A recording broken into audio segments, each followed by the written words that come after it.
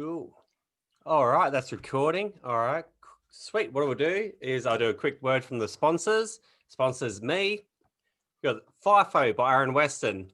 Hilarious novel all about the crazy stuff that happens up in FIFO. What are you doing that? Then you got the kids' books. Oh, that's available on Aaron Weston author Instagram account, and Aaron Weston author Facebook account. Just click on the links in the little bio on the Facebook page. Just click on the shop now button and grab yourself a copy. Bloody good book. All right, for the kids' books, which are available on Children's Books by Aaron White on Facebook. Again, just click the shop now button, grab yourself some. All right, Australian mining machines, Australian firefighters, mining machines colouring in book, Australian police vehicles, Australian paramedics, Australian Defence Force machines. And last but not least, Australian Surf Lifesavers. And every time somebody buys one of these books, some of the money goes to Surf Lifesaving Australia to help them out. So yeah, help them out. Order a book. All right, cool. Without further ado, I'll do the intro. Hi, everyone, and welcome to the Aaron White Show. And I'm your host, Aaron. Today, we have a fantastic guest, Jayde Sinclair. Jayde is a bull rider and a DJ. Welcome to the show, Jayde. Thanks for having me, mate. No worries. Hey, today I just want to hear your story, like how and where you grew up, any life-changing events, and how you end up doing what you're doing today. Yeah, mate. So I grew up down south, small country town. Yeah, don't know if you've heard of it, mate. Ravensthorpe. Yep. Yep, right down there. They've got a mine there now. Grew up on a farm there between Ravy and Lake King. We had about 3,500 acres. Grew up with my grandparents. The parents split when I was about 6 months old. So yeah, it's all I knew was farming with the grandparents and my uncles. My dad was a truck driver and my mum was a barmaid. So yeah, that was always an interesting combination when we, go and see her and spend a bit of time with him when he was back. And then when we were 4, my grandparents bought me and my twin brother a guitar each, and then she got us lessons. Went through that for about 4 or 5 years, and then that's where the love of music came from. Anyway,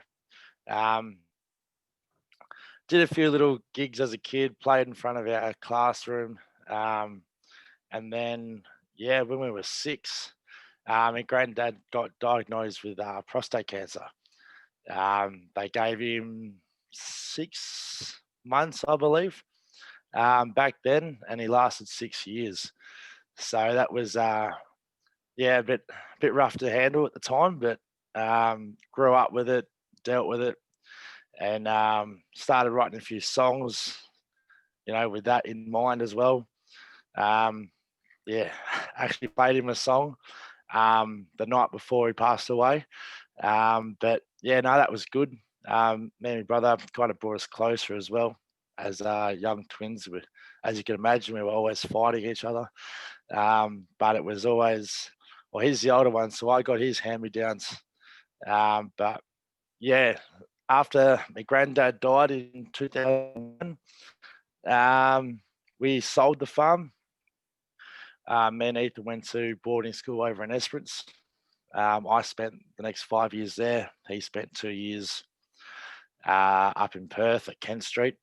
So he's doing his acting thing now, and I'm still doing my DJing. So I think I actually built my first DJing setup with a man. Just went and bought some plywood, built a box, put carpet over it, grabbed a 12-volt inverter, put that in the middle of it, grabbed a car stereo, cut out a hole in the box there, and just literally had an auxiliary cord into a laptop. And I was DJing off my laptop at the residential college, and just small little house parties with my car stereos that I had, speakers on either side. That was my setup. And then it was my 15th birthday. My grandmother bought me a little controller. And that's where I started actually going out, bought some real speakers, proper speakers, and actually doing real gigs. promote myself on Facebook, just word of mouth. Started off, my first gig was to, I think it was year 5, 6 in Hopetown, the little school party or whatever it was. And I watch it back now, the videos I took, and by God, I wasn't a DJ. It was basically just, what you hear in the radio was just play, pause. The mixing was terrible. But that's where it all started. And then it was word of mouth around Hopetown. And then I started getting weddings in Hopetown. And then I kept harassing these guys. He was a club manager in Esperance. Him and his misso, Sophie.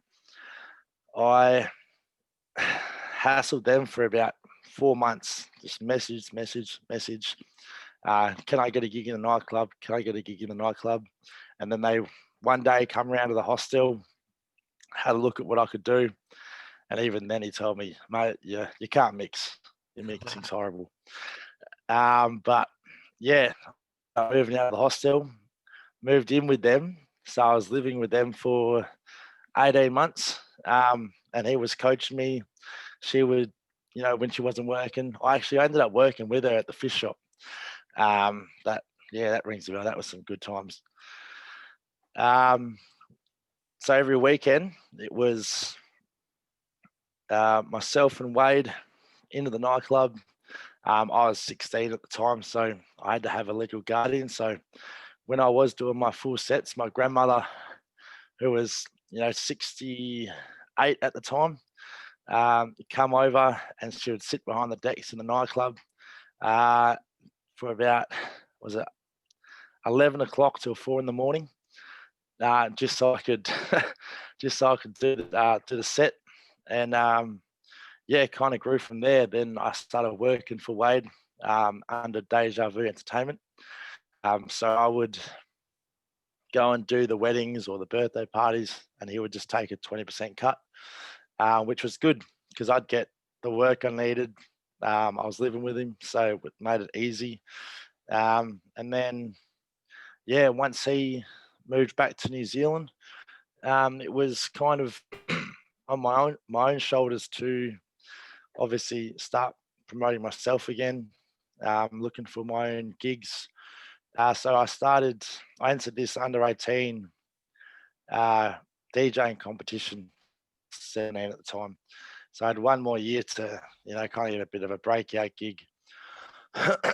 So I entered, sent my mix in, and I ended up winning the competition. So in 2014, I was supporting Joel Fletcher at the Claremont Showgrounds. That was the opening event for the under 18 project. And they ran that for, I think, 4 years. So that was pretty successful. And I think without that, I wouldn't have been able to plant my name in Perth like I have been. So no, that was always good. Grateful for that opportunity anyway. Once I turned 18, it was, obviously it was a bit harder with such a crowded, kind of industry. Everyone's a DJ now, so they think. So it was trying to just going off what I was making down south to coming out to Perth and just being competitive in the market was hard. So I just had to accept the fact that, I wasn't going to get $800 to $2,000 for a wedding anymore. It was going to be, maybe $400 to $800. So just had to accept that fact and tried it out for a while. Entered a few more competitions. So I did into the Limelight competition as well. That was good. I ended up meeting a whole heap of good blokes and girls in the industry that I'm still friends with. So that got me a gig with Timmy Trumpet, Sets on the Beach there in 2016, I think it was. And then I met Chris and Pixie. They're Liquid Culture DJs. So they do quite a few gigs around the city regularly. Got in contact with them, and they got me a gig down at GTM, Grosvenor there in Bunbury. So that was that was a good experience. Supposed to just have the one set in the Mood tent, which was a local stage, but the silent disco DJ didn't rock up. So I just finished my set and then jumped straight over to the silent disco and DJ'd there for about another hour and a half, I think it was, and opened up with some High School Musical, and they all loved it. I still got videos of it. I still sit back and watch it, and yeah, that was a bloody good day. But that was 2016. And then not too long after that, I was living in Clarkson with a mate of mine who was also a DJ at the time. He was a Sparky as well up north. So we were always either on swing together, or if I was rotating, because I was only contracting at the time, I'd be home and he was away or whatnot. But I went out one night, come back about 3 or 4 in the morning, and the taxi driver asked me, "What house is it? Oh, which house is yours?" And I had my trailer out the front with all my gear in it. And I was like, "It's the one with the silver trailer out the front." And he's like, "What silver trailer are you talking about?" And straight away, my heart sank. And it was $35,000 worth of equipment just stolen, all gone. And I panicked, didn't get to sleep. I called the cops straight away. Obviously reported it. I went around to the houses around my house at the time, got the CCTV footage, and there was 3 people. One backed in, one cut the lock, and one hitched it up, and they were gone within 2 minutes. And it took the cops about, I think, 6 or 8 weeks. They found the trailer. They'd been painted black. They found that up near Meekatharra. And the bloke, I think it was about 36 or something, they just pinballing back to each other, all the blame. But yeah, the bloke got a suspended sentence, and I tried to ask the cops if I could, get any of my gear back, but no, it was all gone. And I wasn't smart enough to insure it all. So for 2.5 years or 3 years, I didn't have any equipment. So the DJing kind of stopped there for a while. But come into some good fortune, and eventually got the setup I've got now. So only in the last 2 years, 1.5 years maybe, I really been ramping back into it. And then in that break period, since all that happened, is kind of where I went back to my roots a little bit. Going back to the farm, actually enjoying being out bush again. The city life was kind of not really my scene. Too many people, but that's kind of where I fell in love with being back out in the bush. And then I thought, well, I'm going to try something that a lot of people think I couldn't do. So only the start of last year was the time I jumped on my first bull. I contemplated it for a long, long time and thinking, shit, is it going to be worth getting hurt? Time off work, not having any money. And then I thought, well, I'm either going to do it or I'm not. So I registered as a rider for the Kellerberrin live at the Woodstock radio. That was last year. That was my first ride, and went as well as I'd expect it to go. As soon as a chute opened, he jumped out and I hit the deck, but he didn't land on me, so I was happy with that. Had me auntie, my missus, my brother, and a few of my mates were there. But that was the first one, and as most of the guys now say, it's like after you have that first adrenaline rush, all you want is to keep chasing it.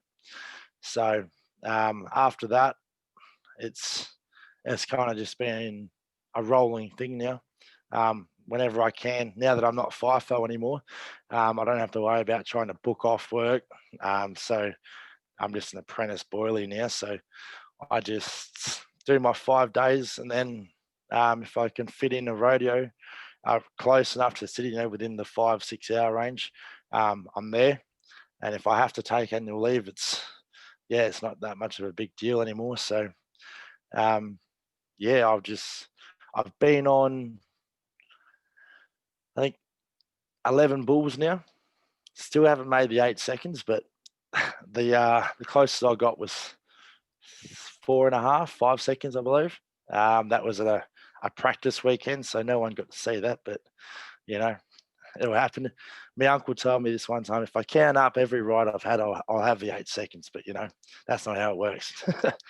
So that's kind of how it's all panned out for me at the moment. So I mean, I've been with my misso for 12. Yeah, actually, sorry, it's in 2 weeks. It'll be 12 months. And I made her watch 8 seconds. I don't know if you would have seen it, but it's about a bull rider, over in America, and he ends up getting killed by the bull. And I made her watch that the week before I got my first bull. And by God, did she want to shoot me? She was trying to tell me to back out. Nah, don't do it. She was in tears watching it, and then she was like, "I'm actually really worried for you now." But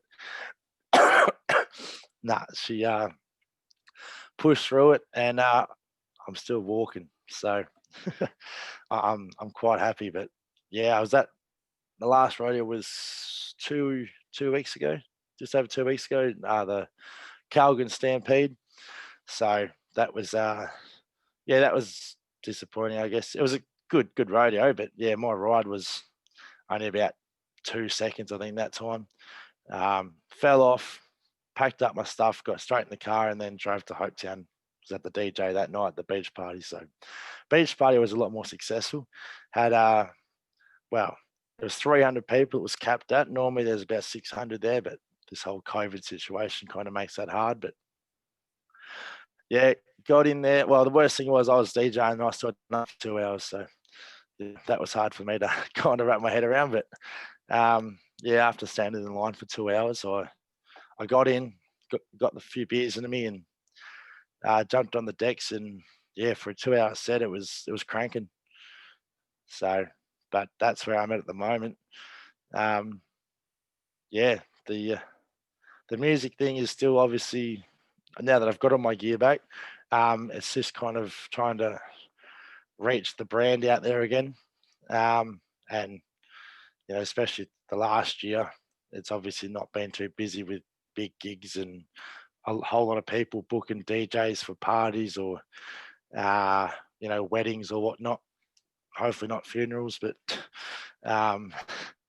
you know, the whole COVID thing has kind of put a damper on things. But hopefully 2021 will be a lot more busier, and the party goes on, I guess, and a lot more bull rides this year. I was hoping to get a whole season in last year, but yeah, after Calabarin in February, everything shut down. So there's obviously everything's trying to open back up again and get around the state here and for the rodeos, and hopefully go over east at some point. I know the bulls over there are a lot better, but yeah, can only get better if you're going, I guess. So practice makes perfect. But yeah, that's where I'm at the moment, mate. Anyway. Sweet. I'll ask you a couple of questions. Lots of different ways. You've lived quite an interesting life so far. Where should I go with this? Well, tell us about the bull riding, because lots of people, they see you, they open up the chutes, you guys hop on the bulls. Where do they actually tie the rope around the bull? Like when I was young, they thought, I used to think it was around the balls and stuff like that, but that's wrong. Where do they tie the rope? Yeah, nah. So our rope that we hold on to, it's basically just behind their shoulders, and then you pull it tight, and as you're pulling it tight, it clamps down on your hand, and then you obviously sit up on your rope and hold on as hard as you can. Keep your legs in, but what makes them buck is the flank rope. So the flank rope goes behind their, or what you call them, the hips, their back legs, just in front of their hips there, I guess. Yep. And all it is it's like, I don't know, how would you? It's like having a prickle in your sock and you're just trying to get rid of it. it's not. A lot of people, and a lot of people still say it, that yes, the rope is wrapped around their balls, and that's why they, buck and all that. But like, I don't know, it's annoying, I guess. It's like a prickle in the sock, just trying to get rid of it. And the flanks, they're not tight; they're just wrapped on there, just so they can feel it. It's not like it's wrenched up hard or whatnot. So a lot of people really have no idea, I guess. So at the moment, we've got all these dramas with people trying to shut down radios, and they're just uneducated, I guess. But yeah, it's just one of those things that unless you know about it, you don't really know. Yeah. But yeah, it's not wrapped around their balls. I guess it's just wrapped around their back legs. And I mean, if you're looking hard enough, you can still see that their balls are flapping around. So, but yeah, I don't think many people are looking at that while they're trying to watch a rider stay on. So, but yeah, no, that's not wrapped around their nuts. No. No, it makes sense. So basically, there's a rope behind the flanks, which is just basically where the hips are. So Yeah, as you're on top of it, they pull that tight, and the rope goes around your hand, and then basically they're bucking you off to try to get that rope loose. And then yeah. So as soon as you the let flank, go, that loosens the rope, and then that's when they calm down and just go, oh, everything's good, and walk off. yeah. Well, as soon as you open the chute, obviously you're tied in. That's super tight around your hand, and on their flank, it's just that's not wrenched tight. That's just on there so it doesn't come off. And then they run, as you'd see, as they run through the exit gate, they go into this little another chute. And then the stockman or whoever it is just takes that flank off and they go straight out the back. So I know not a lot of people would have seen it, but as they run out, they go into this little chute out in front of them, close the gate behind them. Takes about 2 seconds. Take the flank off, let them out, and then they're back out in the pen. Yeah. And do they keep using the So same bull over and over, or is it always fresh bulls? always just a fresh bull. Yeah, yeah. So one bull will buck once, and that's it. Oh yeah. So, God. So what was it, like 100 or 20 Oh well, kids so per with thing? Or? over in WA, there's not that many bull riders. Yeah. So I know in Calgary, there were 11 novice bull riders, which is what I am. Yeah. And I think there was 4 open bull riders, which are, they're the guys that have made money off it. So, but yeah, don't quote me on that, but I know there wasn't that many. I think yeah, 11 of us, and I think there was 4 of them. So there's in WA, it's hard to find, well, a lot of bull riders, I guess. I know the last one in Boddington, there were 4 guys there that had never been on one. Yeah. So they were just there wanting to, have a go, see how they go. And then there were, don't quote me, but I think there was 13, maybe 10, between 10 or 13 of the Novi bull riders. And then again, I think only then at Bonington was there probably 6 open bull riders. So there's not that many, in WA. I know over east there's a lot more because they got the PBR over there. Yeah. So they're obviously all professionals. They do it, probably every weekend. But over here it's we don't get a rodeo every weekend in WA, so people just either or are unavailable when they're on. So, Yeah. which is a shame because it'd be good if we could have proper a full maybe 2 hours worth of just bull riding. Like you do in the PBR, like you see in the PBR. But that's just not going to happen over here. So the It, majority of the bull riders in WA are all novice, all young fellas like myself. The youngest one we've got is 19, probably even 18. We've even got a young girl riding bulls. So yeah, but we are all, young fellas. And it's just trying to get that experience and know how to ride it properly to last the 8 seconds. So Was there any training beforehand? Like when you decided, yeah, I want to ride a bull, was there any training or was it basically, yep, you just hop on that and you hold on for as long as you can? yep. So last year I registered, rocked up, and that's your shoot. Get ready, get your rope on it, jump on it, hold on. And so it's there is one girl I think up here, sorry, over here that does practice weekends. I'm not sure how that's been with the whole COVID thing. I haven't really heard from her, but yeah, I'm think when there's the opportunity and there's enough interest, obviously it's a lot of work to get all the bulls in, have people and the clowns, and then accommodation for everyone. It's a lot of dicking around. But yeah, when there's enough interest, obviously she'll do a practice weekend. But again, that's only out of doing it for us. And if people don't say they're going to rock up and don't rock up, then that costs her a lot of money. So, it just happens when it happens, I guess, when there's enough interest. But other than that, there's no practice at all. Where's she based out of? Savannah's. Oh, yeah, it's up north. So north, yeah. So just 2 hours or an hour and a half, 2 hours, yeah, whatever it is. It's not too far. I know a lot of the boys come from south of Perth and east of Perth. So it is a bit of a mission. That's why when there is enough interest and commitment, it'll be a goer. But when people say that they can go and don't go, it's a lot of dicking around for no reward, I guess. Do you want to become professional with your bull riding or? Yeah, yeah. It'd be something I'd be open to. I have thought about it, but you know, I go out there and jump on a bull, and I'm looking at all the other fellas out there, and they weigh 50 kilos, 60 kilos, and here I am coming in at 105, 110 kilos. It's it's a lot more weight for me to hold on to than those fellas got to hold on to. But yeah, I've considered it, and I do hit the gym and whatnot, but uh, I sort of hit that cardio a bit more to lose a bit more weight instead of trying to bulk up. But I think it's all in their head anyway.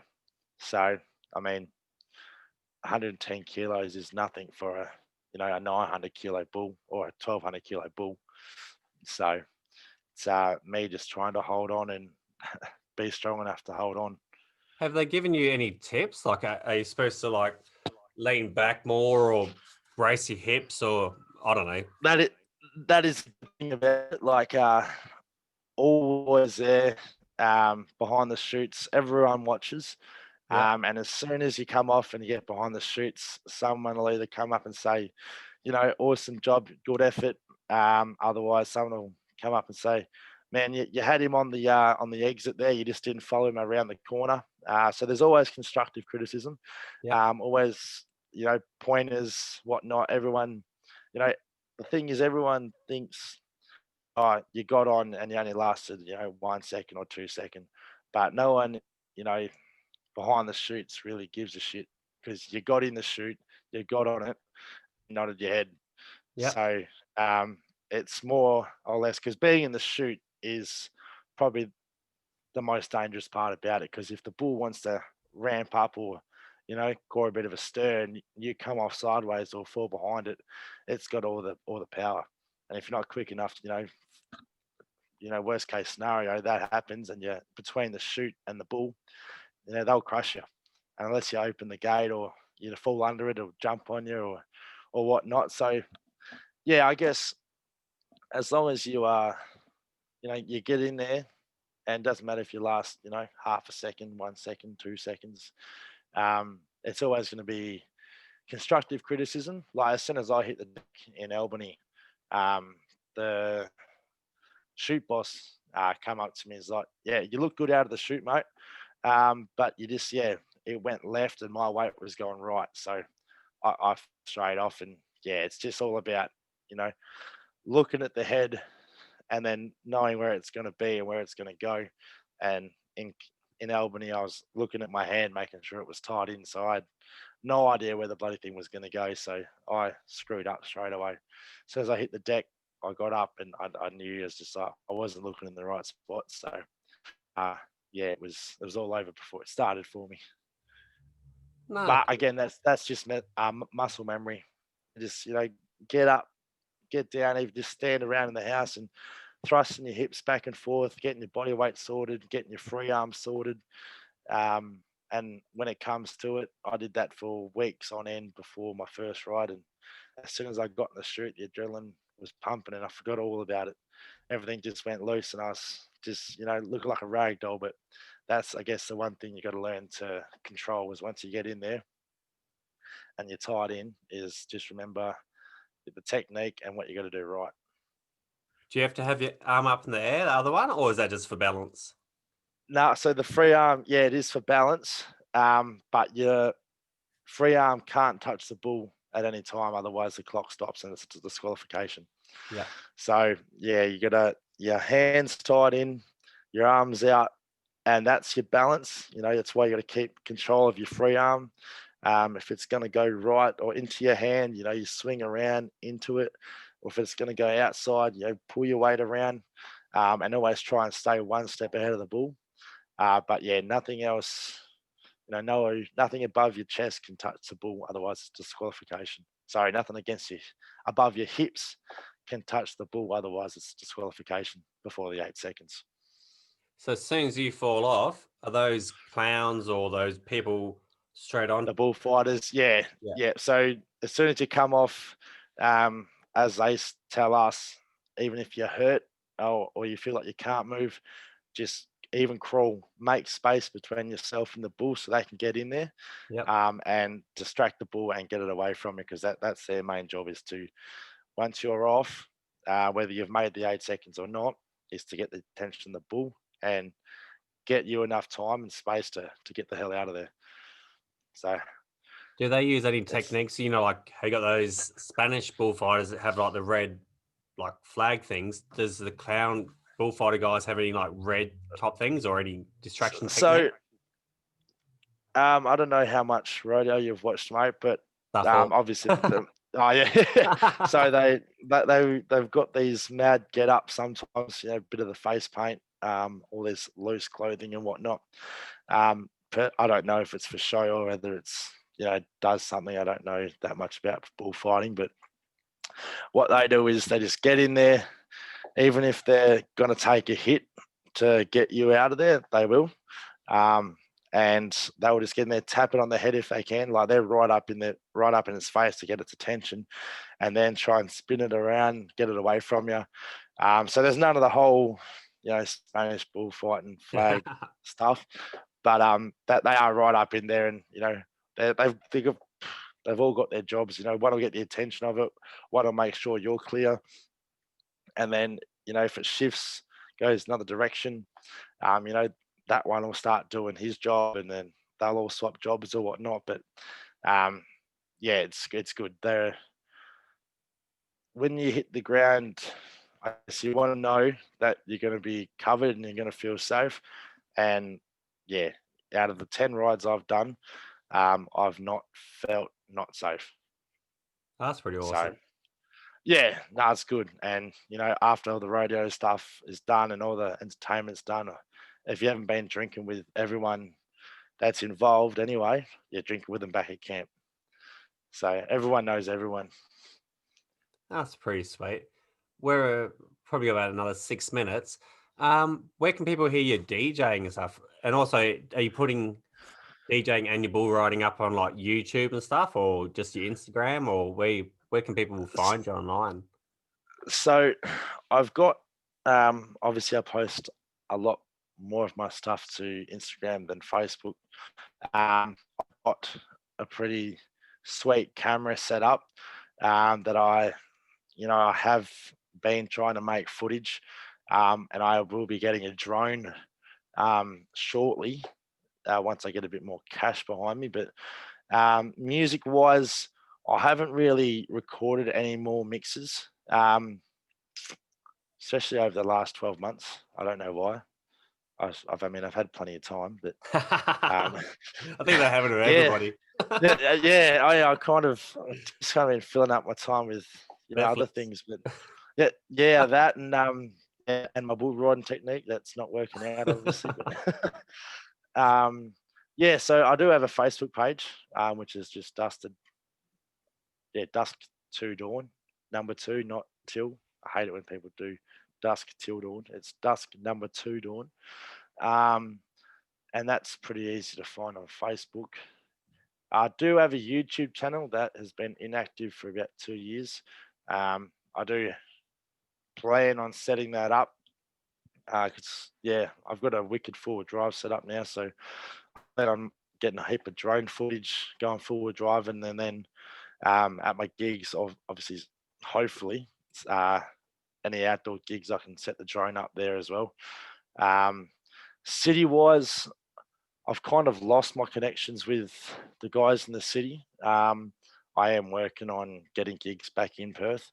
But yeah, obviously the last 12 months, I haven't been too bothered about it with everything being locked down. And I've just started the apprenticeship. So I've kind of just been focusing, on getting my head around that and doing what I got to do to, one, keep the missus happy, and 2, just kind of stay on my feet, because going from a FIFO gig to an apprentice, a bit of a cut, as you can imagine.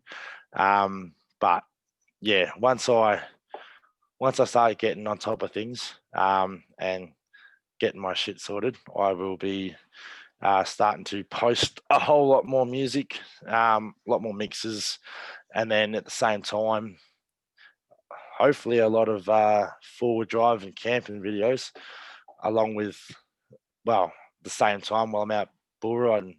So I plan on doing a whole heap of radios this year, whole heap of forward driving, and the same time DJing, I hope. So, and I've got the studio set up, got a new keyboard, monitors.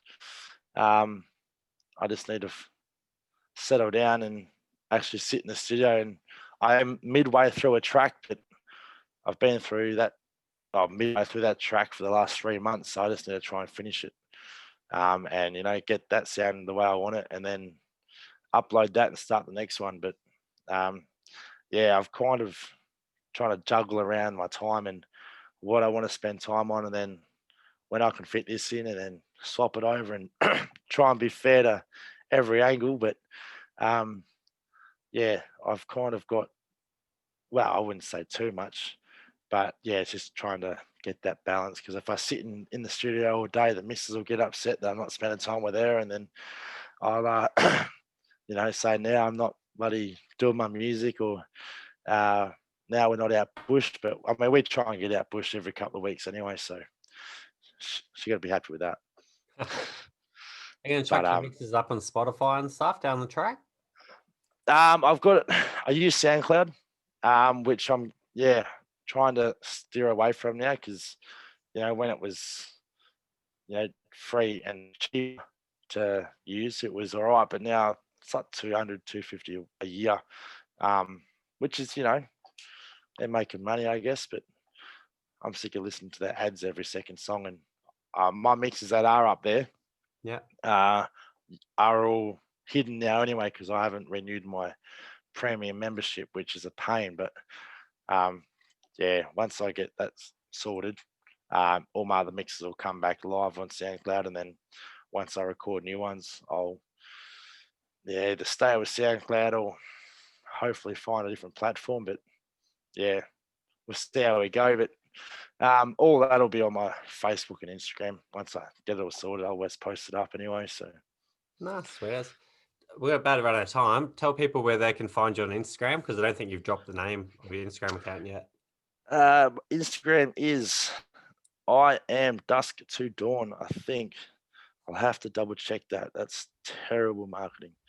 I'm pretty sure that is it, though. Do you still have that merch? The Dusk to Dawn hats and beanies? The merch, I've run out of merch. But once I start promoting it all again, I will, and start getting gigs, I'll start getting more more merch back in because I miss my bucket hats and my Yeah. beanies. But that Instagram is I_am_dusk to dawn. I know it's a pain, but I couldn't have it straight because someone else is doing it or was not, allowed or some shit. But that's it. Sweet ass. Oh, that was our 40 minutes. Thanks for coming on the show. Did you have fun? Yeah, mate. No, it was good. No, it was a lot easier than I thought it was going to be. Yeah, it's pretty easy. It's dribble, like, yeah. relaxed chat. Just dribbling shit is what I do. All right, cool. I'll do the little outro. Well, yeah, that's a wrap. I'd like to thank Jayde again for coming on the show. And I'd like to thank you, the listener, for listening. Please tell a friend about the podcast and have a fantastic day. All right, bye. Oh, thanks for that, eh? That was awesome. No worries, mate. Cheers. All right, sweet. All right, hang up on you. All right. Yeah. Cheers, mate.